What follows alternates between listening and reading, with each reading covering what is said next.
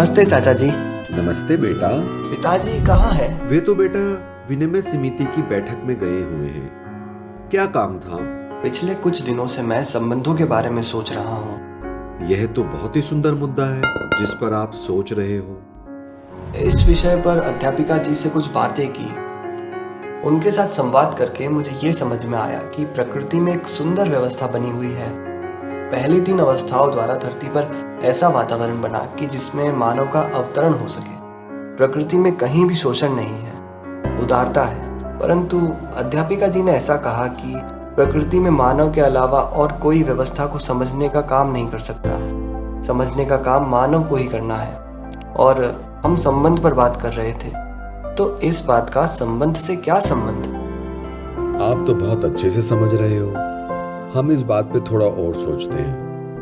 पदार्थों में सोच विचार करने की क्षमता, निर्णय लेने की क्षमता और समझ पाने की क्षमता हो, क्या आपको ऐसा लगता है? नहीं चाचा जी, पदार्थ तो जड़ है।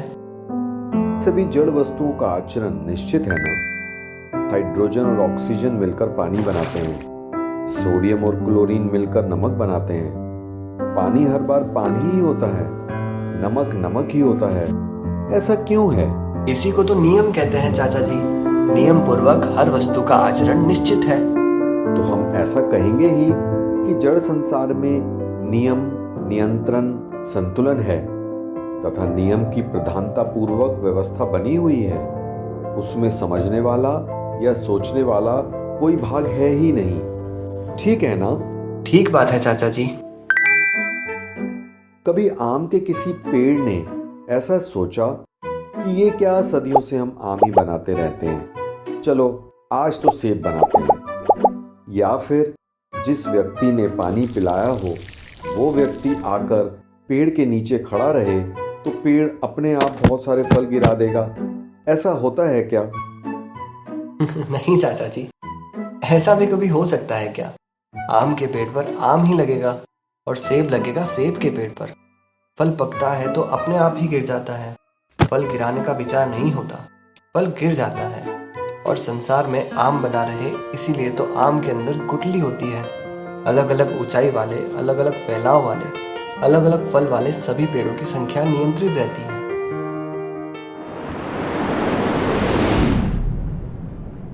इसका मतलब यह हुआ कि वनस्पति संसार में नियम, नियंत्रण, संतुलन है और नियंत्रण की प्रधानता पूर्वक व्यवस्था बनी हुई है।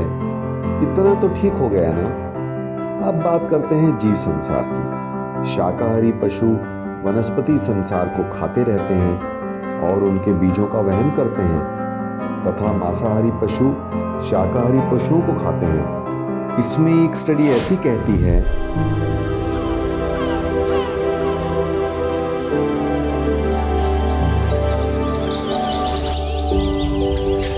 कि जब शाकाहारी पशुओं के झुंड पर मांसाहारी पशु आक्रमण करता है तब सबल पशु भाग जाते हैं और निर्बल पशु मारे जाते हैं। निर्बल पशु की रोग प्रतिरोधक क्षमता भी कम होती है। यदि ऐसे निर्बल पशु जिंदा रहते हैं तो उसको किसी तरह का रोग लग जाने की संभावना बनी रहती है। एक पशु के शरीर में रोग के विषाणु प्रवेश करते हैं तो वो जल्दी से मल्टीप्लाई होने लगते हैं और संक्रमण के माध्यम से वो रोग बाकी पशुओं में भी फैल सकता है। परंतु निर्बल पशु मांसाहारी पशु का शिकार बन जाता है तो रोग पैदा ही नहीं होता। इससे जंगल में वनस्पति की संख्या, शाकाहारी की संख्या और मांसाहारी की संख्या के बीच संतुलन बना रहता है। आप देखना, जिस जंगल में पशुओं की संख्या में संतुलन रहता है वहां रोग नहीं फैलते। वैसे ही समुद्र में छोटी मछली समुद्री वनस्पति खाती है और बड़ी मछली छोटी मछलियों को खाती है। ऐसे समुद्र में संतुलन बना रहता है। तो जीव संसार में नियम, नियंत्रण, संतुलन है और संतुलन की प्रधानता पूर्वक व्यवस्था है। कितनी सुंदर व्यवस्था है। पर चाचा जी, गाय को जब धूप लगती है तब वो पेड़ की छाया में चली जाती है। कुत्ते को जहाँ से रोटी मिलती है वो वहीं रहना पसंद करता है। हिरन जब शेर को देखता है तो वो भागने लगता है। जीवों में तो सोचना और निर्णय लेना होता है। बहुत अच्छे। जीवों में विचार करना और निर्णय लेना हो पाता है। क्यों? क्योंकि उनमें चैतन्यता है। उनके विचार की रेंज यदि हम देखें तो हमें क्या दिखता है? शेर कभी ऐसा नहीं सोचता कि आज तो घास टेस्ट करता हूँ, कुछ डिफरेंट रहेगा। हिरनी कभी हिरन को ऐसा नहीं कहती कि आज तो होटल में जाकर मांस खाते हैं। बया बहुत सुंदर घोंसला बनाती है, पर वो सदियों से एक ही तरह का घोंसला बनाती है। वो विचार करके कोई नया डिज़ाइन नहीं सोचती। गिन चुनकर कुछ पशु ऐसे हैं जिनमें थोड़ा सा विचार चलता हुआ दिखता है। जीव जानवर अपने वंश अनुसार आहार, निद्रा, भय और मैथुन की प्रवृत्ति करते रहते हैं। बताओ, सामान्य रूप से इन चार के अलावा और कोई प्रकार की प्रवृत्ति जीवों में दिखती है क्या?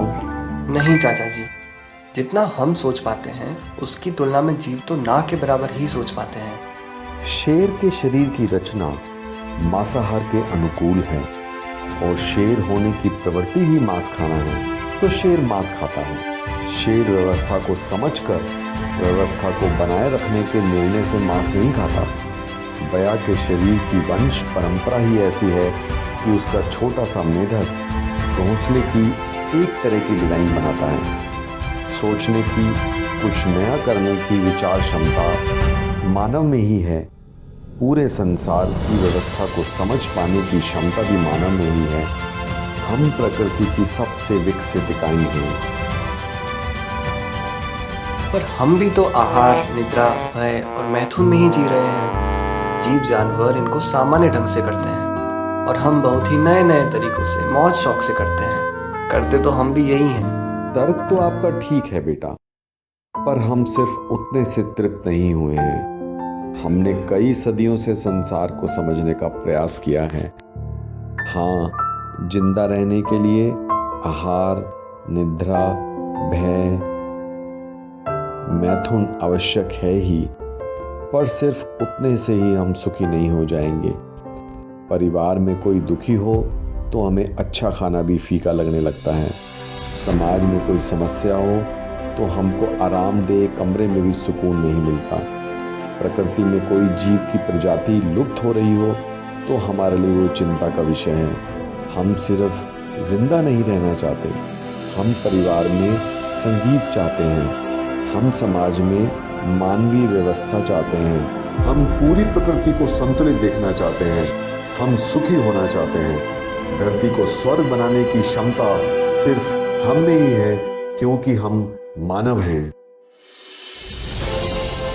अब मुझे समझ में आया कि अध्यापिका जी ने संबंधों की बात इतने बड़े स्केल से क्यों शुरू की। मुझे ये भी समझ में आया कि कर्तापन मानव में है, व्यवस्था को समझने की क्षमता भी मानव में है। समझना, जीना और समझाना मानव ही कर सकता है। बहुत अच्छे बेटा, तो समझने के लिए भी सभी के साथ अच्छे से जीना है और समझने के बाद भी सभी के साथ अच्छे से जीना है। ऐसा जीना ही मानव की मौलिकता है और मौलिकता ही मूल्य है। कल विद्यालय जाने तक आप मौलिकता ही मूल्य है इस विधान पर सोचना। ठीक है ना? ठीक है चाचा जी। नमस्ते। नमस्ते बेटा। सबसे रिश्ता समझ गए तो सुख ही सुख फैलाओगे। पहले समझो फिर कर लेना, नहीं तो तुम थक जाओगे। गोल गोल घूमोगे भाई, दुख ही दुख फैलाओगे।